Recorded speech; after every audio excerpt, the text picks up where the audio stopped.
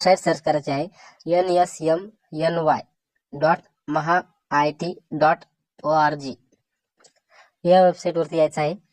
या वेबसाईटवरती आल्यानंतर तुम्हाला इथे दोन ऑप्शन मिळतील, एक लॉग इन आणि बेनिफिशरी स्टेटस.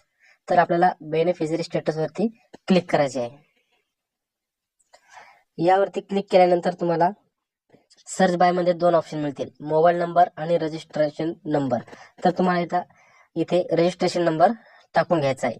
जो तुमचा PM किसान योजनेचा रजिस्ट्रेशन नंबर आहे तो नंबर आपल्याला इथे टाकून घ्यायचा आहे. तो नंबर इथे आपण टाकून घेऊयात. नंबर टाकून झाल्यानंतर खाली तुम्हाला एक कॅप्चा विचारेल. तो कॅप्चा आपल्याला जसाचा तसा इथे भरायचा आहे. कॅप्चा भरून झाल्यावर आपल्याला इथे दाखवेल गेट डाटा. गेट डाटावरती आपल्याला क्लिक करायचे आहे.